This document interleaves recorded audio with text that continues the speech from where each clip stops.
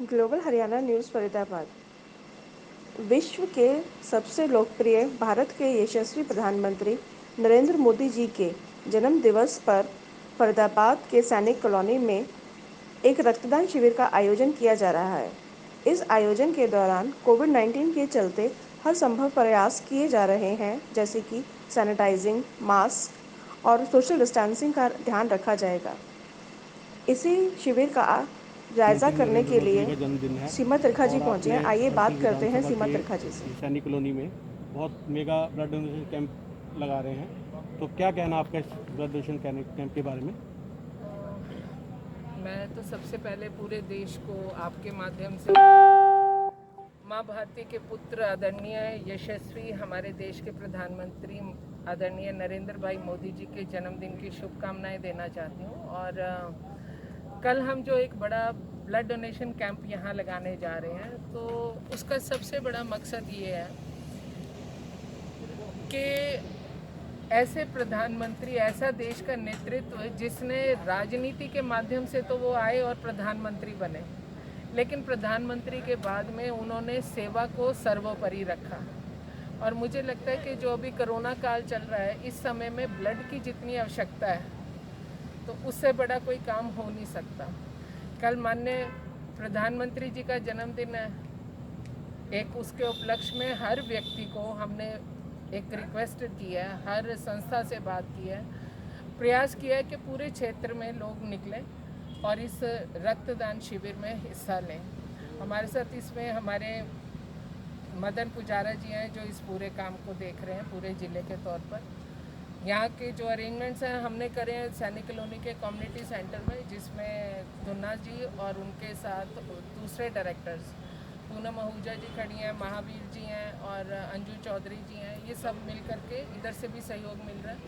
फिर हमारी पार्टी से यहाँ के निवासी हैं परवीन जी, अंजू बडाना जी, ये सब लोग मिल करके अपने तरफ से सबका सामूहिक प्रयास है कि ये कार्यक्रम जो है हर व्यक्ति की शिरकत का एक बहुत बड़ा अच्छे तरीके से सफल हो। मैडम जी कितने लोग आ जाएंगे यहाँ पर? आपके अंदाजे से मैं पूछना चाहता हूँ, कितने लोग आपके यहाँ? हमने तो जो सबके बीच में बात रखी, हमने ये रखा है कि विभिन्न संस्थाएं हैं, चाहे वो रोटरी है, लॉयंस क्लब है, या मैं खुद टीचर रह चुकी हूँ, तो मैं एक शिक्षिका होने के माध्यम से भी मेरे बहुत सारे स्टूडेंट्स हैं, कई स्कूल्स के लोग भी हैं, मतलब जो शिक्षाविद हैं। हर प्रकार का व्यक्ति इससे अपने आप को निजी कार्यक्रम समझते हुए जुड़ा हुआ महसूस कर रहा है।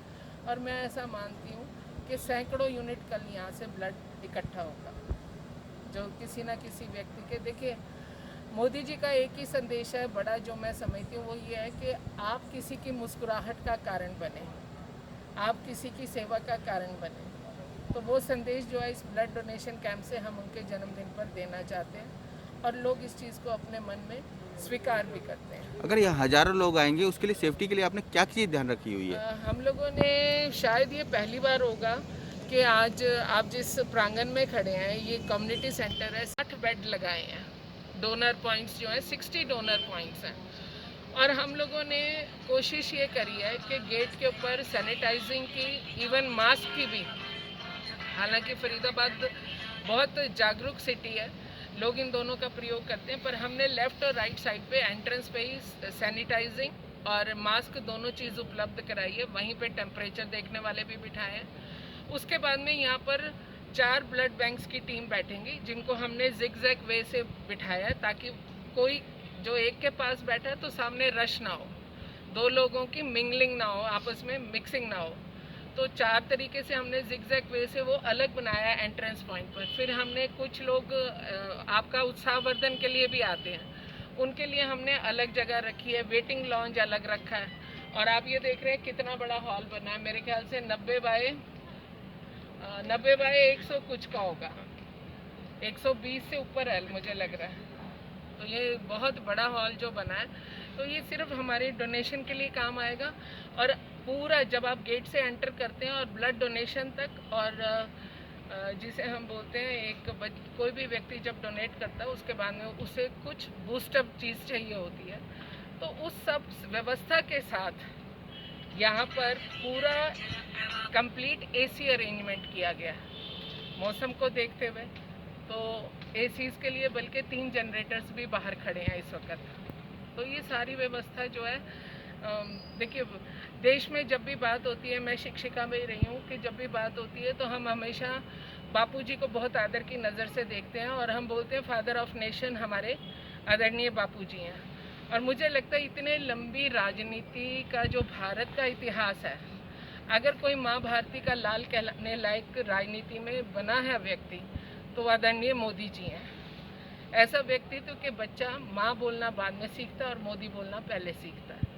तो हम लोगों का प्रयास है कि उनके सिखाए हुए रास्ते पर, उनकी वजह से, उनकी योजनाओं के कारण आज भारत का नाम विश्व में ऊपर में गिनती होने में आ गया है।